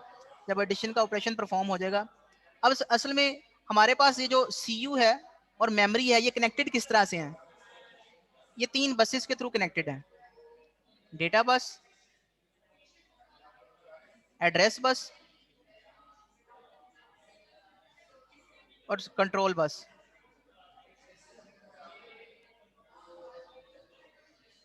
एड्रेस बस में एड्रेस हमेशा CPU जनरेट करेगा, ठीक है, मेमोरी के लिए। तो ये यूनि डायरेक्शनल होता है। यूनि डायरेक्शन का मतलब है कि ये हमेशा इस डायरेक्शन में हमेशा मेमोरी के लिए एड्रेस जनरेट हुआ होगा। डेटा इस तरफ भी जा सकता है, ठीक है, और डेटा इस तरफ भी जा सकता है। तो डेटा जो है वो बाई डायरेक्शनल है, डेटा बस जो है वो बाई डायरेक्शनल होती है। ओके, तो डेटा दोनों तरफ मूव कर सकता है, इधर से इधर जा सकता है, रजिस्टर से मेमोरी और मेमोरी से रजिस्टर। तो ये दोनों मूवमेंट इस तरह से बार बार चलती रहती हैं, हर इंस्ट्रक्शन के ऊपर यहाँ पे जरूरत होती है, तो ये चलती रहती है। लेकिन एड्रेस हमेशा सिर्फ मेमोरी का ही होता है। तो एड्रेस बस से सिर्फ एक इस तरफ ही जो एड्रेस वो मूव करेगा। ओके, अब कंट्रोल यूनिट में क्या होता है कि क्या आपने मेमोरी को रीड करना है या राइट करना है, ठीक है। अगर आपने मेमोरी को रीड करना है तो आपको किस एड्रेस से रीड करना है, आपको एड्रेस देना पड़ेगा, ठीक है। तो सिंपल आपको ये बताया, और रीड करके जो डेटा है वो डेटा आपने वापस करना है। अगर आपने मेमोरी के ऊपर राइट करना है तो आप यहाँ पे कंट्रोल जो यूनिट है उसमें राइट, अगर फॉर एग्जाम्पल एक बिट ले लें, 0 है उसका मतलब अगर कंट्रोल बिट में तो रीड है, अगर 1 है तो वो राइट है। किस एड्रेस पे राइट करना है, यहाँ पे आप एड्रेस देंगे एड्रेस बस के ऊपर, ठीक है। और एड्रेस बस के ऊपर आप एड्रेस देंगे, कंट्रोल बस के ऊपर आप 0 या 1 सेंड करेंगे। फॉर एग्जाम्पल आपने 1 किया, इसका मतलब है कि आप राइट करना चाहते हैं, क्या राइट करना चाहते हैं, यहाँ पे आप एड्रेस देंगे, इस एड्रेस पे राइट करना चाहते हैं, क्या राइट करना चाहते हैं, यहाँ पे आप डेटा देंगे, ठीक है। तो डेटा भी आप देंगे, ठीक है, एड्रेस भी आप देंगे, from CPU to memory, from CPU to memory, और फ्रॉम CPU टू मेमोरी आप बताएंगे कि आपने राइट करना है। तो ये 3 फ्लैग्स देंगे आप, एड्रेस देंगे, डेटा देंगे और राइट का ऑपरेशन जो है वो परफॉर्म करना चाहते हैं। तो तीनों चीजें आप बताएंगे तो वो राइट हो जाएगा मेमोरी के ऊपर। तो ये इस तरह से डेटा जो है वो मूव कर रहा होता है बिटवीन CPU एंड मेमोरी। अब कैशे, कैशे का मैंने क्वेश्चन पूछा था, कैशे का किसी ने बताया है कि इसमें मोस्ट रिसेंट डेटा होता है। इसका फायदा क्या होता है, इसका फायदा ये होता है कि ऐसे कंटेंट्स जो कि बार बार यूज हो रहे हैं, जो कि मेमोरी से बार बार फैच हो रहे हैं, बजाय इसके क्यों हम उसको मेमोरी से फैच करके लेके आए रजिस्टर्स में, यहाँ पे रजिस्टर्स फाइल होती है, हम उसको कैशे में रख लेते हैं, ठीक है। फॉर एग्जाम्पल आपके पास c is equal to a plus B है, फिर हमने a को फिर यूज करना है, d में रखना है, फिर a को यूज करना है c के साथ ऐड करके, फिर उसको हमने f में रखना है एंड सो ऑन। तो a बार बार यूज हो रहा है, तो बजाय इसके कि हम बार बार a जो है वो मेमोरी लोकेशन है, एक वेरिएबल है, तो हम बार बार मेमोरी पे जाएं और उसको रीड करें कि a के ऊपर क्या पड़ा हुआ है यहाँ पे, तो हम उसको यहाँ पे बेसिकली सेव कर लेते हैं कैशे में। ठीक है, कैशे में यहाँ पे वैल्यू स्टोर होगी 12, a की यहाँ पे वैल्यू 12 थे, तो उसको हम बेसिकली रीड कर लेते हैं। अगर इस इंस्ट्रक्शन के लिए रीड करना है तो हम बजाय इसके यहाँ पे जाएं, यहाँ पे ज्यादा टाइम लगेगा, फॉर एग्जाम्पल यहाँ पे अगर 100 नैनो सेकंड लगते हैं तो यहाँ पे हो सकता है 10 नैनो सेकंड लगे, इतना फर्क पड़ जाता है। तो हम बजाय इसके कि यहाँ पे जाएं, हम इधर से मेमोरी, इधर से ये डेटा रीड कर लेते हैं कैशे में। तो ये कैसे पता चलता है कि वो डेटा कैशे में पड़ा हुआ है कि नहीं पड़ा हुआ, ये एक अलग टॉपिक है, इसको भी आगे जाके हम देखेंगे। लेकिन अभी फिलहाल अज्यूम कर लें कि जो डेटा आपने यहाँ से लेना था वो यहाँ पे पड़ा हुआ है। इसका फायदा ये होगा कि आपकी जो कॉस्ट है वो 90% जो है ना आपकी कॉस्ट रिड्यूस हो जाएगी और आपकी परफॉर्मेंस 90% इंप्रूव हो जाएगी। तो इसका ये फायदा होता है कैशे का। ठीक है, तो इसी तरीके से जो एड्रेस ट्रांसलेशन है, ऐसे पेजेस जो कि बार बार डिमांड किए जा रहे हैं, जिससे हम बार बार डेटा जो है वो रीड कर रहे हैं, ऐसे पेजेस जो हैं वो उनकी जो ट्रांसलेशन है, उनके कॉरेस्पॉन्डिंग जो फ्रेम नंबर है वो हम स्टोर कर लेते हैं, बजाय इसके कि हम पेज टेबल में जाएं। हमारे पास हार्डवेयर में, सीपीयू में एक और हार्डवेयर होता है जिसको हम कहते हैं TLB. TLB stands for translation look aside buffer. ये एक और बफर है। इस बफर का फायदा क्या है? ठीक है, ये मेमोरी मैनेजमेंट यूनिट में, आप ये सीपीयू में नहीं होता, बेसिकली ये मेमोरी मैनेजमेंट यूनिट में होता है। तो सीपीयू अगर कहता है कि मुझे लॉजिकल एड्रेस जनरेट करता है, तो बजाय इसके कि हम पहले पेज टेबल देखें और पेज टेबल देखने के लिए हम दोबारा पहले मेमोरी को देखें और मेमोरी पे जाके उस पेज टेबल में जाके उसकी एंट्री देखें और उस पेज टेबल की, और वहां से फ्रेम नंबर लें और फ्रेम नंबर पे फिर एक्चुअल में हम दोबारा से उस पे डेटा एक्सेस करने के लिए उस फ्रेम नंबर को यूज करें, तो दो दफा मेमोरी को एक्सेस करना पड़ेगा ना। ये चीज तो क्लियर ना आपको कि दो दफा मेमोरी को एक्सेस करना पड़ेगा यस लॉजिकल सर। को ट्रांसलेट करने के लिए फिजिकल में, तो दो दफा मेमोरी को एक्सेस करना पड़े। तो बजाय इसके कि आप मेमोरी को जाके हिट करें, आप पहले ट्रांसलेशन लुक साइड बफर देखें। ये एक बफर है जो कि हार्डवेयर में इम्प्लीमेंटेड है। इसकी एंट्रीज फिक्स होंगी 128 के बी फॉर एग्जांपल, इसकी एंट्रीज हैं, इतनी एंट्रीज हैं। ये जब भी आप कोई सिस्टम लेने जाएंगे ना, तो आप देखना चाहिए आपको कि टीएलबी की एंट्रीज कितनी है। इससे आपको पता चल जाएगा कि आपका सिस्टम जो है उसमें हार्डवेयर जो है उसका लेवल क्या। तो हार्डवेयर जो है इसमें हर इसमें कुछ एंट्रीज हैं। पहली एंट्री में पेज नंबर स्टोर होता है और दूसरी एंट्री में फ्रेम नंबर स्टोर होता है। ठीक है, अगर वो बार बार जो जिस तरह से मोस्ट रिसेंट डेटा कैशे में आता है, इस तरह से मोस्ट रिसेंट पेजेस जो हैं वो टीएलबी में आते हैं कि कौन कौन से पेजेस एक्सेस हो रहे हैं। For example page number access हो रहा है 1, तो ये कौन से फ्रेम में लोड है 4। तो बजाय इसके कि यहाँ से पहले मेमोरी को एक्सेस करने, सीपीयू क्या करता है, पहले टीएलबी को एक्सेस करता है। ये टीएलबी क्या है? ये एक हार्डवेयर यूनिट है। ये देखता है कि क्या मेरा पेज टीएलबी के अंदर तो नहीं है। फॉर एग्जांपल इसको चाहिए कि पेज नंबर 2 कहाँ पे लोड है, इसका फ्रेम नंबर कौन सा है, पेज नंबर 2 कौन से फ्रेम नंबर में लोड है, ये जानना चाहता है ये। फॉर एग्जांपल यहाँ पे 2 पड़ा हुआ है। अच्छा, वो क्या करेगा, पहले चेक करेगा कि जो ये मेरा पेज नंबर 2 तो नहीं है, यहाँ पे नहीं है, यहाँ पे तो नहीं है, नहीं है, यहाँ पे तो नहीं है, यस यहाँ पे है, यहाँ पे है, यहाँ पे पेज नंबर 2 है। इसके कोरस्पॉन्ड ये कौन से फ्रेम में लोड है, ये फ्रेम नंबर 5 में लोड है सपोज। तो उसको बजाय इसके कि वो मेमोरी को एक्सेस करे, वो मेमोरी मैनेजमेंट यूनिट में डायरेक्टली टीएलबी से एक्सेस कर लेता है। अब टीएलबी को एक्सेस करने की कॉस्ट ऐसे ही है जैसे कि 10 नैनो सेकंड, और मेमोरी को एक्सेस करने की कॉस्ट ऐसे ही है जैसे कि 100 नैनो सेकंड। इससे क्या होगा, इससे आपकी 90% परफॉर्मेंस जो है वो इंप्रूव होगी। ठीक है, अब ये लीनियर सर्च भी नहीं होती, ऐसे लीनियर सर्च नहीं होती है। अगर इसने 2 एक्सेस करना है तो ये बेसिकली यहाँ पे कंपैरेटर्स लगे हुए हैं, पैरेलल कंपैरेटर्स कहते हैं इसको। तो पैरेलली इन पैरेलली इसके साथ भी कंपैरिजन हो रहा था, इसके साथ भी कंपैरिजन हो रहा था, इसके साथ भी कंपैरिजन हो रहा था। तो जितनी भी टीएलबी में एंट्रीज होती है, अगर टीएलबी में फॉर एग्जांपल 128 एंट्रीज हैं इस तरह की, तो 128 कंपैरेटर्स लगे होंगे इस तरह से। तो इन पैरेलल ये सबके साथ जो है ना वो कंपेयर करेगा और किसी के साथ भी इसका आंसर जो है वो ट्रू आता है तो वो बेसिकली वो फ्रेम नंबर जो है वो आगे वो रिटर्न हो जाता है, तो वो फ्रेम नंबर वो यूज कर लेता है। समझ आ गई इस चीज की? Yes sir.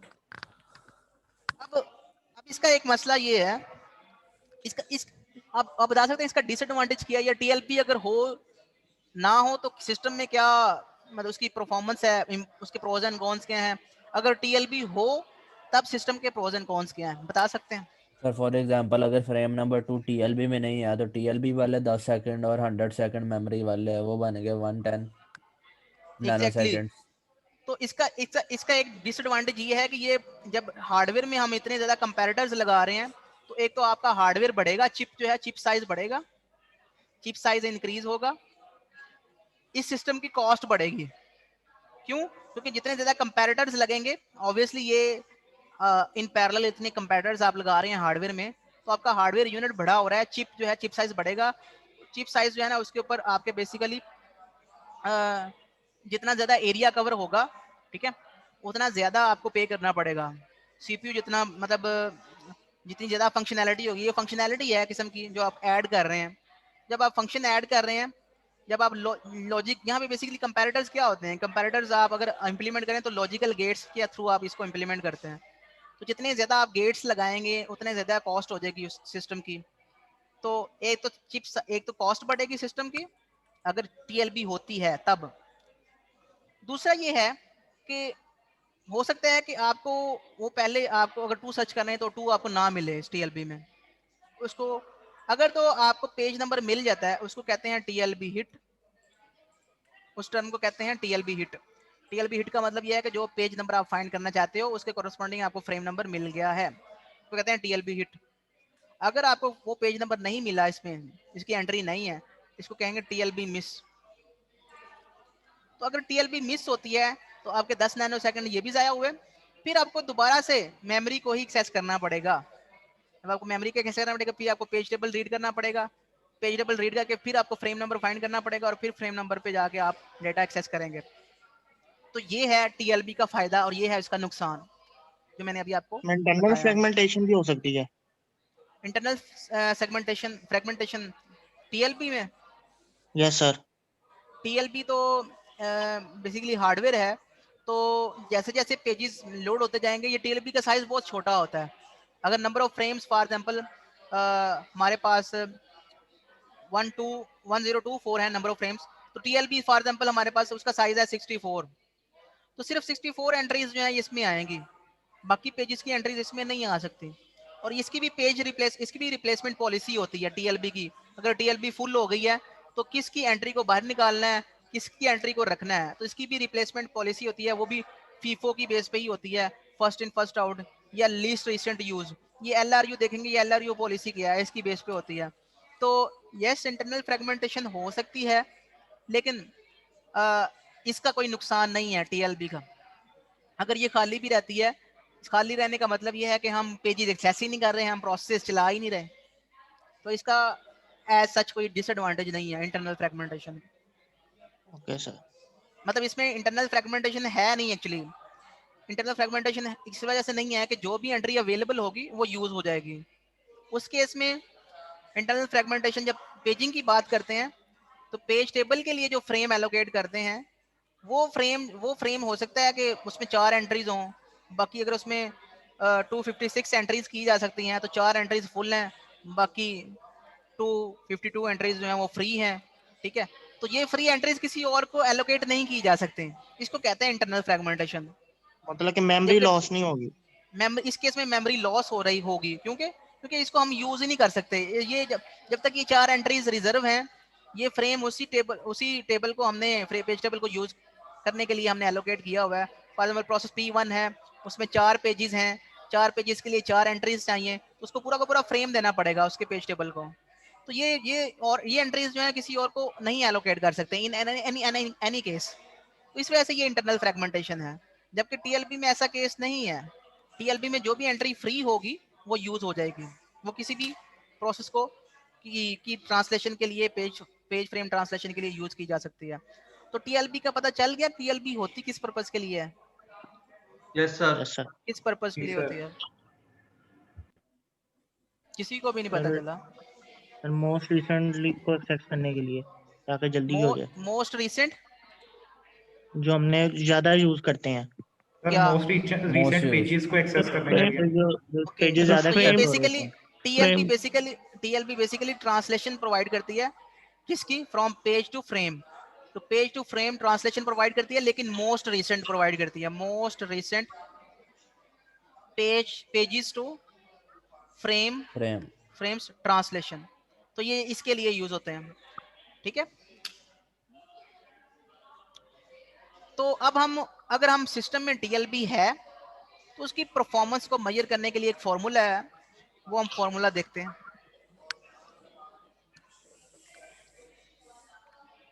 तो ये मैंने आपको बता दिया कि जो बेसिकली पैरेलल सर्च हो रही होती है और पेज नंबर होता है पहली एंट्री में और दूसरी एंट्री में फ्रेम नंबर होता है कोरस्पॉन्डिंग, तो ये एड्रेस ट्रांसलेशन के लिए यूज होती है, ठीक है। तो असल में जो पेजिंग हार्डवेयर है टीएलबी के साथ, वो कुछ इस तरह से वर्क कर रहा होता है कि पहले पेज नंबर जो भी पी होता है वो यहाँ पे यूज करते हैं एज ए, ये आपको एरोस नजर आ रहे हैं इन पैरेलल, इसका मतलब है कि पेज नंबर जो है यहाँ पे ये कंपेयर होंगे। अगर किसी के साथ भी इसको मिल जाता है तो उसको कहेंगे टीएलबी हिट। अगर टीएलबी हिट मिल जाती है इसका मतलब है उसको फ्रेम नंबर मिल गया है, वो फ्रेम नंबर यहाँ पे आ जाएगा और वो हम उसके साथ डी लगा के फिजिकल एड्रेस में ट्रांसलेट कर लेंगे, ओके। लेकिन अगर टीएलबी होगी है मिस, टीएलबी होगी है मिस, तो उसको दोबारा से पेज टेबल को कंसल्ट करना पड़ेगा, वहां से फ्रेम नंबर लेना पड़ेगा और फ्रेम नंबर लेके फिर दोबारा से उसको फिजिकल एड्रेस में ट्रांसलेट करना पड़ेगा। तो ये आपको अब हार्डवेयर क्लियर है, okay, yes sir. Clear, done हो गया। अब हम इसकी इफेक्टिवनेस देखते हैं कि ये अगर टीएलबी सिस्टम में लगी हुई है तो सिस्टम की इफेक्टिवनेस क्या है। तो इसकी इसकी इफेक्टिव एक्सेस टाइम का फॉर्मूला ये है, अपने पास नोट डाउन कर लें कि अगर आपके सिस्टम में टीएलबी लगी हुई है और आप सिस्टम की परफॉर्मेंस को मेजर करना चाहते हैं तो आप कुछ, आपके पास सिनेरियो कुछ इस तरह से है, आप इसमें लेंगे हिट रेशियो और miss ratio. For example alpha is hit ratio 80%। कहने का मतलब ये है कि अगर 5 दफा आप टीएलबी को देखते हैं तो 4 दफा आपको पेज के अगेंस्ट फ्रेम नंबर मिल जाता है, टीएलबी हिट होती है, और एक दफा आपको टीएलबी मिस मिलती है, यानी कि पेज के अगेंस्ट फ्रेम नंबर नहीं मिलता। तो ये एक सिनेरियो गिवन है, ठीक है। तो मैं सिनेरियो को यहाँ पे डिस्कस करता हूँ। फॉर एग्जांपल आपकी जो हिट रेशियो है वो है 80%।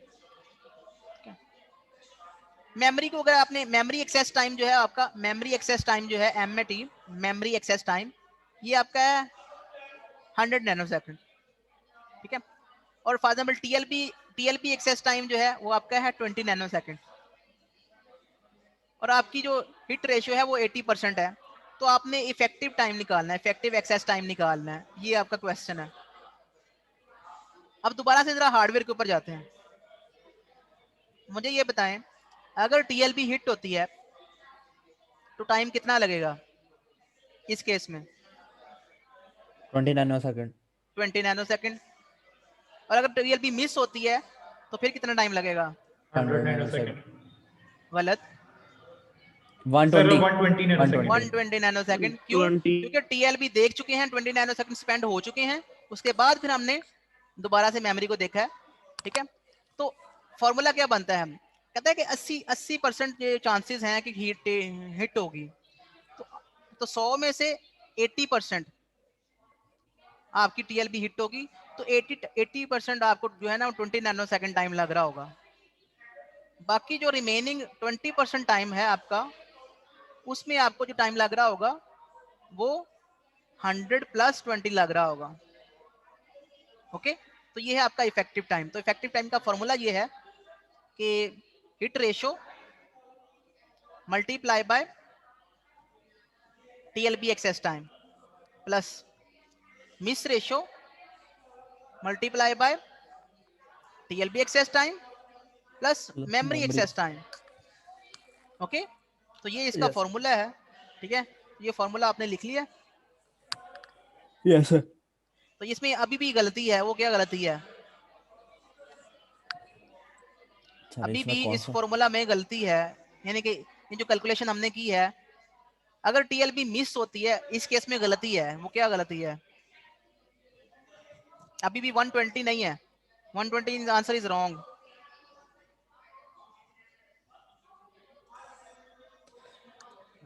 मैंने कहा था कि जब भी पेज टेबल मिस होगा, जो टीएलबी मिस होगी तो पेज टेबल देखना पड़ेगा। पेज टेबल कहाँ पे पड़ा हुआ है? मेमोरी में। मेमोरी में। तो एक दफा तो मेमोरी में पेज टेबल को एक्सेस करने के लिए मेमोरी रीड करनी पड़ेगी, यस सर। और एक दफा डेटा को एक्सेस करने के सर लिए। ये फिर 220 बन जाएगा। ठीक है, तो इसका मतलब क्या है? यहाँ पे उसने टाइम निकाला हुआ है, इफेक्टिव एक्सेस टाइम जो है 80% उसने मल्टीप्लाई किया हुआ है 100 के साथ, और 20% उसने ये बेसिकली इसको इसने बेसिकली गलत किया हुआ है। इट्स एब्सोल्युटली रॉन्ग, ये गलत है। बेसिकली 80% उसकी हिट रेशो है, तो अगर 80% उसकी हिट रेशो है तो उसको हम 20 नैनो सेकंड से मल्टीप्लाई करेंगे, ना कि 20 ना कि उसको उसके साथ। तो ये मैं आपको दोबारा से लिखवा देता हूँ, फॉर्मूला अपने पास ये लिख लें। असल में यही फॉर्मूला है, ये आप एज इट इज़ ऐसे ही नोट डाउन कर लें फिलहाल, ठीक है? अगर इसमें कोई चेंज होती है मैं आपको बाद में लिखवा दूंगा, अपडेट कर दूंगा। तो hit ratio multiply by TLB access time plus miss ratio. अगर हिट रेशो आपको दी गई है तो आपने 100 में से इसको माइनस कर देना है, तो ये मिस रेशो जो आपके पास है वो 20% होगी। 20% को आप किस तरह से लिख सकते हैं? 0.2, ठीक है? और 80% को आप किस तरह से लिख सकते हैं? 0.8। ओके, तो जब भी आपने कैलकुलेशन में यूज करना है, आपने 0.8 यूज करना है और 0.2 यूज करना है। TLB access time plus memory access time. Okay, तो टीएलबी यहाँ पे अगर आप पुट करेंगे हिट रेशियो तो 80% है, तो 0.8 यहाँ पे आएगा इस केस में। यहाँ पे टीएलबी एक्सेस टाइम जो है वो 20 है, प्लस मिस रेशियो जो है वो 0.2 आएगा, मल्टीप्लाई बाय 120 प्लस 100। इसका 80% जो है वो 16 है, और इसका जो 20% है वो हमारे पास है 24, तो आंसर आएगा 40 नैनो सेकेंड। तो पहले आपको ऑन एवरेज आपको 100 नैनो सेकेंड लग रहा है, अब आपको 40 नैनो सेकेंड्स लग रहे हैं ऑन एवरेज, ठीक है? टीएलबी अगर 100% टीएलबी हिट रेशियो होती है तो आपको हमेशा 20 नैनो सेकेंड्स लगेंगे, लेकिन चूंकि 100% हिट रेशियो नहीं है, 80% है, तो लिहाजा आपको एड्रेस ट्रांसलेशन में 20 नैनो सेकेंड लगेंगे रादर 100 नैनो सेकेंड। तो इसका मतलब ये है कि टीएलबी का फायदा तो है, ठीक है? तो ये फॉर्मूला आपने इस तरह से यूज करना है। अब पेजिंग का और क्या फायदा होता है? पेजिंग का और फायदा जो है वो ये भी होता है, अच्छा अच्छा, पेज टेबल में ना हमारे पास कुछ कुछ एक्स्ट्रा बिट्स भी होती हैं, फ्रेम नंबर के अलावा कुछ एक्स्ट्रा बिट्स भी होती हैं। एक बिट होती है जिसको हम वैलिड और इनवैलिड बिट कहते हैं, ठीक है? फॉर एग्जांपल, अगर एक प्रोसेस है, वो प्रोसेस जो है उसके कुछ फ्रेम्स जो हैं वो जब हम डी एलोकेट कर देंगे, जैसे कि हमने बात की थी कि हम पेज रिप्लेस कर सकते हैं, तो अगर उसका पेज रिप्लेस हो गया उस प्रोसेस का, किसी और प्रोसेस को वो पेज हमने उसका एलोकेट कर दिया, जिस फ्रेम में वो लोड था वो फ्रेम किसी और प्रोसेस को एलोकेट कर दिया, तो उसका पेज जो है वो अब वैलिड नहीं रहा। उसका पेज क्या है?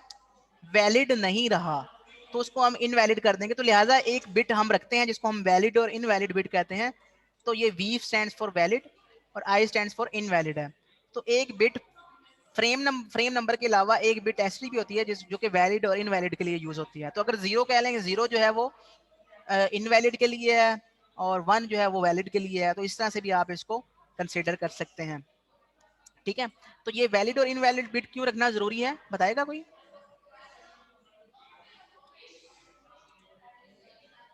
किसी को नहीं पता? पेज की एलोकेशन ठीक हुई।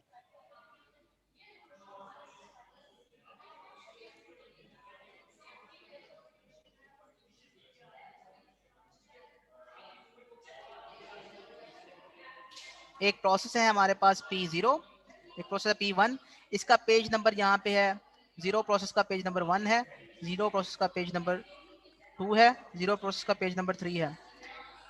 प्रोसेस 1 का जो है वो पेज नंबर 1 है, पेज नंबर 2 है, पेज नंबर 3 है। सपोज ये हमारे पास रैम है, फिजिकल रैम, ठीक है। इसमें हमारे पास ये फ्रेम नंबर 0 है, 1। पहले ये वाला प्रोसेस आता है, इस प्रोसेस का ये पेज टेबल है, इसको हम कहते हैं कि 0 पेज, जो पेज नंबर, ये इसको 0 ही ले लें, 0 1 2। तो इसका जो पेज नंबर 0 है वो बेसिकली कहाँ पे लोड है, फ्रेम नंबर 2 में। तो यहाँ पे पेज नंबर 0 1 लोड है, 0 0 लोड है। सपोज ये 0 0 है, ये 0 1 है, ये 0 2 है, तो 0 0 यहाँ पे लोड है। जो प्रोसेस P0 का पेज नंबर 1 है वो कहाँ पे लोड है, वो बेसिकली लोड है फ्रेम नंबर 1 में। तो यहाँ पे पेज नंबर 0 1 लोड है, और पेज नंबर 2 जो है इसका वो फ्रेम नंबर 0 पे लोड है, यहाँ पे पेज नंबर 0 लोड। ओके, अब ये प्रोसेस आता है, अभी ये कंप्लीट नहीं हुआ, प्रोसेस P0 कंप्लीट नहीं हुआ, ये प्रोसेस आता है, कोई भी फ्रेम अवेलेबल नहीं है, एक फ्रेम डी एलोकेट कर देते हैं। जब एक फ्रेम डी एलोकेट कर दिया, ये फ्रेम हमने दे दिया प्रोसेस P, इसको दे दिया P11, ये वाला पेज इसको दे दिया। तो ये इसको भी 0 कंसिडर कर लें, 0 1 1 1 1 और 1 1 2। तो 1 0 जो है ये वाला पेज हमने इसके लिए फ्रेम नंबर 1 एलोकेट कर दिया। अब ये प्रोसेस कहता है कि मेरा जो पेज नंबर 1 है वो कहाँ पे लोड है, फ्रेम नंबर 1 के ऊपर। हालांकि ऐसा नहीं है, इसका पेज तो अनलोड हो चुका है, ऐसा ही है ना। Yes sir. पहले ये वाला जो फ्रेम नंबर था, फ्रेम नंबर 1, वो इसके पास था, प्रोसेस P0 के पास था, फ्रेम नंबर 1 जो है और प्रोसेस P1 के पास था। लेकिन अब उसको अनलोड कर दिया हमने। अब हमने जो फ्रेम नंबर 1 है वो हमने एलोकेट कर दिया था इसको, प्रोसेस P1 के पेज नंबर 0 को हमने एलोकेट कर दिया। तो इसका मतलब क्या है कि ये है इनवैलिड हो गया, ये इनवैलिड हो गया। तो इसको बताने के लिए कि ये इनवैलिड हो गया, यहाँ पे एक बिट होनी चाहिए। तो अगर यहाँ पे ये बिट 0 होगी, वैलिड और इनवैलिड बिट, तो ये इनवैलिड होगा पेज। अब ये एंट्री जो है वो इनवैलिड हो गई है, ठीक है, और ये वैलिड बिट है, यहाँ पे 1 होगा। इसका मतलब ये है कि इस प्रोसेस का पेज नंबर 0 फ्रेम नंबर 2 पे लोड है, ओके है, ठीक है। लेकिन इसका जो पेज नंबर 1 है वो इनवैलिड है, उसको देखने की जरूरत ही नहीं है। ये एंट्री बेकार है अगर यहाँ पे 0 पड़ा हुआ है। समझ आ गई है? इसलिए हम वैलिड और इनवैलिड बिट रख रहे हैं ताकि इसको नलीफाई किया जा सके। डन हो गया? Yes sir. ओके। अब पेजिंग का एक और भी फायदा है। पेजिंग का एक और फायदा ये है कि हम पेज शेयर भी कर सकते हैं।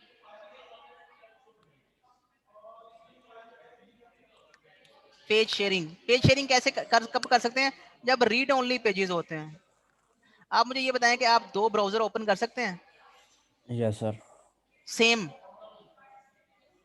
क्रोम के 2 इंस्टेंस ओपन कर सकते हैं? Yes sir. अब क्रोम जो है वो एक नॉन एडिटेबल प्रोसेस है, ठीक है। या अगर आप उसमें कोई सेटिंग वगैरह चेंज भी कर रहे हैं तो उसके सिर्फ एक पार्ट में चेंज हो सकती है, बाकी बहुत सारे पार्ट्स जो हैं वो नॉन एडिटेबल हैं। फॉर एग्जांपल ये पेंट है, पेंट का मैं सॉफ्टवेयर यूज कर रहा हूँ, इसके मैं 2 इंस्टेंस ओपन कर सकता हूँ। मैं एक और पेंट की विंडो ओपन कर लूँ, एक और पेंट की ओपन कर लूँ, तो हर विंडो जो है वो अलग प्रोसेस है। क्यों? क्योंकि अगर मैं एक विंडो को क्लोज करूंगा तो दूसरी विंडो क्लोज नहीं होगी, दूसरी विंडो को भी मुझे खुद क्लोज करना पड़ेगा, वो इंडिपेंडेंट वर्क कर रही है। फॉर एग्जांपल मैं यहाँ पे एक पेंट की और स्क्रीन ओपन कर लेता हूँ, तो ये पेंट की स्क्रीन जो है ये ब्लैंक है, ठीक है। और जब दूसरी जो ये वाली पेंट की स्क्रीन जो है ये आपके पास इसके ऊपर मैंने राइट किया हुआ है, तो अगर मैं ब्लैंक वाली स्क्रीन को क्लोज करूंगा तो इसके ऊपर कोई इफेक्ट नहीं आएगा, तो लिहाजा ये एक सेपरेट प्रोसेस है। लेकिन है तो पेंट ना, समझ आइए? दोनों यस सर। सेम, दोनों का जो कोड है बैकएंड के ऊपर जो कोड चल रहा है वो सेम ही है, ठीक है। और अगर दोनों प्रोसेस का कोड सेम है तो क्यों ना दोनों सेम फ्रेम्स को क्यों नहीं यूज कर सकते, ठीक है। वो कैसे? जैसे कि हमने अभी बात डिस्कस की कि प्रोसेस P0 है, उसके भी 3 फ्रेम्स हैं, तो 3 पेजेस हैं, और प्रोसेस P1 के भी 3 पेजेस हैं, ठीक है, 0 1 2 0 1 2, ठीक है।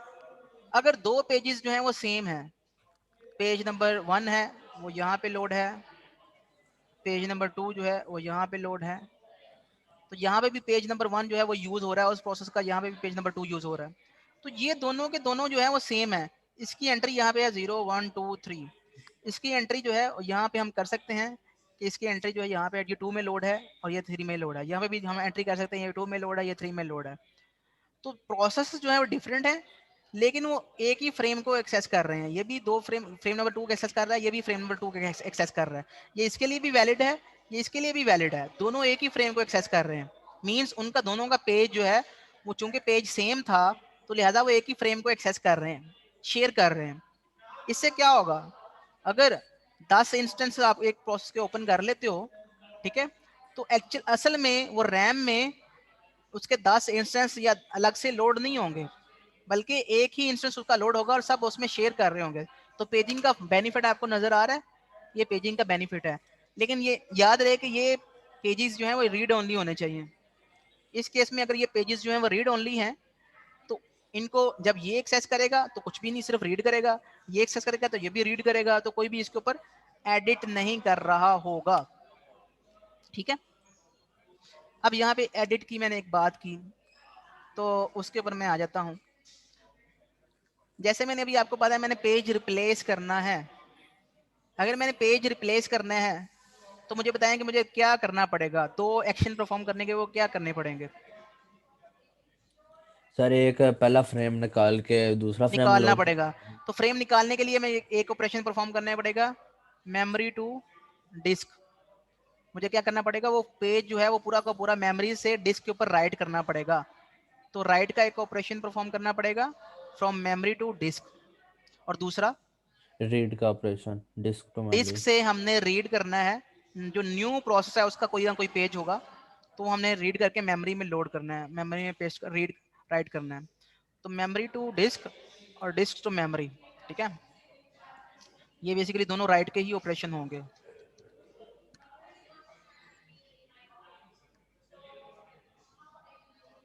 अब मुझे एक बात बताओ, अगर वो पेज जो इस फ्रेम में लोड था जिसको हमने अनलोड करना है वो रीड ओनली है, क्या मुझे ये पहला ऑपरेशन करने की जरूरत है?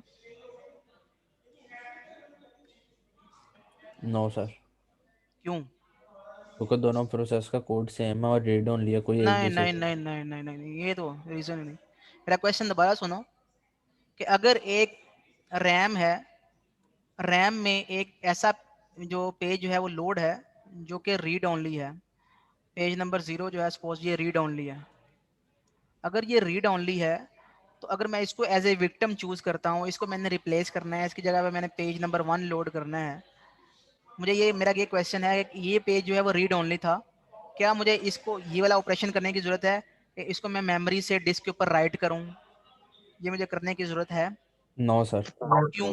वाई? क्योंकि उसके ऊपर हम लोगों ने रीड ओनली है, कोई राइट नहीं किया डाटा उस पेज के ऊपर क्योंकि एक्स्ट्रा। हमने क्योंकि हमने ये रीड ओनली था, हमने ये जिस तरह से इसकी कॉपी उठाई थी डिस्क से उसी तरीके से ही मेमोरी में उसकी कॉपी पड़ी हुई है। तो वो तो कॉपी उसकी डिस्क के ऊपर पहले ही पड़ी हुई है, तो हमने इसको दोबारा से डिस्क के ऊपर क्यों राइट करना है? हालांकि वहां से तो हमने उठा के इसको मेमोरी में लोड किया था, वहां से उठा के हमने इसको मेमोरी में लोड किया था फर्स्ट टाइम। तो अगर उसकी मेमोरी में जो इमेज है वो सेम है जो कि डिस्क के ऊपर इमेज है, तो लिहाजा इसको ये वाला पहला ऑपरेशन करने की जरूरत नहीं है, मेमोरी से डिस्क के ऊपर राइट करने की जरूरत नहीं है। तो ये कैसे पता चलेगा कि ये पेज जो है ये एडिट हुआ है या नहीं हुआ? तो इसके लिए हम क्या करेंगे, इसके लिए पेज टेबल में हम एक और बिट रखेंगे जिसको हम कहेंगे मॉडिफाइड बिट। तो बेसिकली पेज टेबल की जो एंट्रीज होती हैं, हर एंट्री के ऊपर सिर्फ फ्रेम नंबर नहीं पड़ा होता, उसके पास एक वैलिड और इनवैलिड बिट के लिए एक बिट होती है, सिंगल बिट 0 1। एक होती है मॉडिफाइड बिट जिसको हम कहते हैं डर्टी बिट। ये क्वेश्चन भी आया था, मैंने जो एग्जाम दिया था उसमें उसने पूछा था कि इसको क्या कौन सी बिट कहते हैं। तो डर्टी बिट जो है अगर वो 0 है जिसका मतलब है पेज एडिट नहीं हुआ, जब तक वो रैम में रहा है पेज एडिट नहीं हुआ, लिहाजा इसको ये वाला ऑपरेशन करने की जरूरत नहीं है। तो इसको जब हम अनलोड करेंगे तो इस फ्रेम को अनलोड करने की बजाय बजाय के डायरेक्टली फ्रेम इसमें लोड कर देंगे, कुछ को इसको कुछ भी ओवरराइट कर देंगे, इसको अनलोड करने की जरूरत नहीं है, दोबारा से डिस्क के ऊपर राइट करने की जरूरत नहीं है। तो हमारी कॉस्ट जो है वो 50% रिड्यूस हो जाएगी। Okay, yes sir. अगर डर्टी बिट 0 है इसका मतलब ये है कि वो पेज मॉडिफाइड नहीं हुआ। अगर डर्टी बिट 1 है, जब भी ये पेज मॉडिफाई होगा हमें पेज टेबल में आके इसकी एंट्री को 1 करना पड़ेगा। अगर एक सिंगल कैरेक्टर भी इसमें एडिट हो जाता है तो ये एडिट हो गया, ठीक है, तो ये मॉडिफाई हो गया। अगर सिंगल कैरेक्टर भी इसमें चेंज हो जाता है तो इसको फिर हम 1 कर देंगे। तो जब हम इसको अनलोड करेंगे, जब हम इसको कहेंगे कि ये अब वैलिड नहीं रहा, इसको इनवैलिड करने के लिए, पहले अगर ये वैलिड था दोबारा से अब इसको इनवैलिड करना है, तो फिर जब इनवैलिड देखेंगे कि क्या डर्टी बिट इसकी 1 है, अगर डर्टी बिट इसकी 1 है तो इसको मेमोरी को डिस्क के ऊपर राइट करना पड़ेगा। अगर अगर इसकी डर्टी बिट 0 है तो डिस्क के ऊपर राइट नहीं करना पड़ेगा। सो आज के लेक्चर में इतना ही। Thank you so much for joining the class. I hope कि सर आपने आज का लेक्चर जो है एंजॉय किया होगा। जी सर ये डर्टी बिट दोबारा समझाते हैं, नहीं समझ आई। डर्टी बिट जो है वो एक सिंगल बिट हमने हमारे पास एक एक्स्ट्रा पेज टेबल में हम ऐड कर रहे हैं। फॉर एग्जांपल हमारे पास डिफरेंट एंट्रीज हैं पेज टेबल में 0 1 2 3 एंड सो ऑन। तो एक हमारे पास इसमें एट्रीब्यूट है फ्रेम नंबर, जो हम सेव करने की जरूरत है। फ्रेम नंबर हो सकता है 4 बाइट्स का हो, लेकिन हम एक बिट एक्स्ट्रा सेव कर रहे हैं जो कि इनवैलिड और वैलिड बिट है। एक बिट हम स्टेट सेव कर रहे हैं डर्टी बिट। डर्टी बिट इस चीज का रिकॉर्ड रख रही है कि क्या ये फ्रेम कभी एडिट हुआ है जब तक ये मेमोरी में आया है। अगर ये एडिट नहीं हुआ तो यहाँ पे 0 होगा। अगर ये जब तक ये रैम में था ये कभी कुछ किसी ने एडिट कर दिया है, अगर सिंगल कैरेक्टर भी एडिट कर दिया है, फर्स्ट टाइम ये जब एडिट होगा तो इसमें यहाँ पे 1 लिख दिया जाएगा। इसका मतलब ये है कि जब भी इसकी एंट्री जो है उसको शुरू में अगर ये वैलिड होगी, अगर इसको हमने सम हो निकालना है, इसको एज ए विक्टिम फ्रेम निकालना है, तो इसको हमने 0 करना है कि अब ये वैलिड नहीं रहा, तो हम देखेंगे कि क्या यहाँ पे 1 है। अगर डर्टी बिट 1 है तो इस पूरे के पूरे फ्रेम को यहाँ से कॉपी पेस्ट करना पड़ेगा डिस्क के ऊपर। अगर ये फ्रेम अगर ये 0 है इसका मतलब ये डर्टी नहीं हुआ, तो फिर हमें दोबारा से मेमोरी टू डिस्क राइट करने की जरूरत नहीं है इस फ्रेम को। समझ आ गई? ओके सो सर अटेंडेंस लगा देंगे। कौन पूछ रहा है? सर राना हाशिर। राना आशिर सर एक क्लास बात ली है आपने? पूछिए। सर मैंने ली है मगर वो शुरू में बस मैं जरा मतलब वॉशरूम चला गया था तो इसलिए अच्छा मैंने। ऐसे ही है, ऐसे ही है। सर एक बात पूछी है। सर अटेंडेंस लगा नहीं देंगे। लिखी? जी सर जी अगर हम लोग ये जो सा चेंज है डर्टी सर बिट सारी की क्लास ली है, पूरी क्लास अटेंड की है। काइंडली उनको क्वेश्चन करने दें, या मैंने अटेंडेंस नहीं मार्क करने। जी सर जो डर्टी बिट है मोस्टली क्या एरर की वजह से अकर होती है? नहीं डर्टी बिट अगर हमारा जो पेज जिस फ्रेम में लोड है उस फ्रेम को अगर हमने चेंज किया है, मॉडिफाई किया है, डेटा चेंज हुआ है मेमोरी में, तो डर्टी बिट 1 कर देंगे। सर मैं ये चीज समझ गया बट वैसे पूछे कि ये मोस्टली क्या एरर की वजह से अकर होती है चेंज हम नहीं ह्यूमंस नहीं करते हैं एरर करता है? इंटेंशनली है, इंटेंशनली है, ये एरर नहीं है, इंटेंशनली है। सर चेंज बेसिकली कंप्यूटर खुद करता है या हम करते हैं? ये ऑपरेटिंग सिस्टम कर रहा होता है ना, क्योंकि ऑपरेटिंग सिस्टम को हमने कहा है कि अगर हमने उसको डिजाइन ऐसे किया है कि अगर ये वाला फ्रेम एडिट होता है, कोई प्रोसेस को एडिट करता है, तो इसको यहाँ पे आपकी जो पेज टेबल की जो एंट्रीज हैं यहाँ पे जाके 1 कर देना आप। ये सारा जो भी चीज करता है ये सारा का सारा ऑपरेटिंग सिस्टम करता है। तो हम ऑपरेटिंग सिस्टम को समझ रहे हैं कि ऑपरेटिंग सिस्टम किस तरह से वर्क करता है। ठीक है ओके सर। ओके सर जी जी सर, वो लास्ट लेक्चर की रिकॉर्डिंग का पासवर्ड शेयर कर देंगे प्लीज। मैं ना लास्ट लेक्चर जो है ना वो अपलोड ही कर देता हूँ, ये वाला लेक्चर भी ठीक है, अपलोड कर देता हूँ और ठीक है। लास्ट लेक्चर भी अभी मैं अपलोड कर देता हूँ, आपको 5 मिनट मिल जाएगा। और अटेंडेंस मैंने ठीक है मार्क सर, नहीं थैंक की, यू। और कुछ स्टूडेंट्स जो है वो अटेंडेंस के ऊपर ज़्यादा फोकस करते हैं रादर स्टडीज़, तो काइंडली उनसे रिक्वेस्ट है कि आपने अटेंडेंस मार्क करवा के करना क्या है। मैं तो कभी किसी स्टूडेंट को, मैंने तो अपनी पूरे इस टेन्योर में यूएमटी में किसी भी स्टूडेंट को कभी भी शॉर्ट अटेंडेंस नहीं किया। मेरी तरफ से आप सारी छुट्टियां कर सकते हैं, कोई मसला ही नहीं है। मुझे बता दें कि सर मैं छुट्टियों पे हूँ, मैं आपकी क्लासेस नहीं लूँगा, तो मेरी अटेंडेंस मार्क कर दिया करें, मुझे शॉर्ट अटेंडेंस ना करें, तो मैं शॉर्ट अटेंडेंस नहीं करता। लेकिन मैंने देखा है कि स्टूडेंट्स जो हैं वो अटेंडेंस के ऊपर ज़्यादा उनका फोकस होता है, लेक्चर के ऊपर ज़रा सा भी फोकस नहीं होता। ओके तो थैंक यू सो मच, इंशाल्लाह नेक्स्ट क्लास में आपका यहाँ तक आपका क्विज होगा। जी सर जी ये ना एक क्वेश्चन है लेकिन ये नॉन रिलेटेड है, यानी कि एक सेपरेट क्वेश्चन है।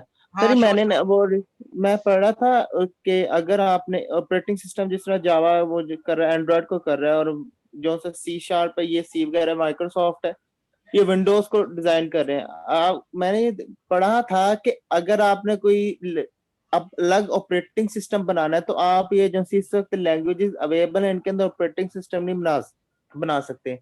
अगर आपने अपना एक अलग ऑपरेटिंग सिस्टम बनाना है तो आपको एक अलग लैंग्वेज वो बनानी पड़ेगी खुद से। तो सर ये करेक्ट है कि बस ऐसी है? देखिए जितनी भी हाई लेवल लैंग्वेजेस होती हैं, देखिए अगर आपने इसमें इसमें अपने ऑपरेटिंग सिस्टम इटसेल्फ अगर आपने राइट करना है तो यस इनको इस लैंग्वेज में जो कोड लिखेंगे उसको अपना एक ट्रांसलेटर चाहिए। जैसे जावा यस है तो जावा को बाइट कोड में पहले ट्रांसलेशन होती है, उसकी जावा वर्चुअल मशीन इसमें ट्रांसलेशन करती है, ठीक यस है। तो ऑफ कोर्स आप कैसे उस सिस्टम के ऊपर रन करेंगे जिसके ऊपर जावा वर्चुअल मशीन है ही नहीं, उसके ऊपर वो कोड यस कैसे रन होगा? तो ये एक क्वेश्चन है। ऑफ कोर्स अगर आपने ऑपरेटिंग सिस्टम लिखना है तो आपको सी प्लस प्लस में लिखना पड़ेगा, ठीक है। और उसके लिए जब आपने ओके इसको ट्रांसलेट कर देना है बाइनरी में, वो डायरेक्टली ट्रांसलेट हो जाएगा, तो वो कोड जो है वो एग्जीक्यूटेबल होगा और आप उस बाइनरी को किसी भी आर्किटेक्चर के ऊपर लोड कर सकते हैं। Okay sir, okay okay, thank you sir. Welcome. तो ये शेयर्ड पेजेस की एग्जांपल है, ये आप देख लीजिएगा कि इसमें आपको वही चीज़ें नज़र आएंगी जो चीज़ें मैंने आपको बताई हैं। कुछ पेजेस शेयरेबल हैं, कुछ नॉन शेयरेबल हैं, तो इसको देख लीजिएगा, ठीक है। कि टोटल हमारे दोनों प्रोसेस के 8 हमें फ्रेम्स चाहिए, लेकिन हमने सिर्फ 6 फ्रेम्स जो है वो लोड किए हैं, लेकिन दोनों का काम हो रहा है। क्यों? क्योंकि कुछ फ्रेम पेजेस जो हैं वो शेयरेबल हैं। Okay, thank you so much. इंशाल्लाह meet you in the next class. अल्लाह हाफिज़।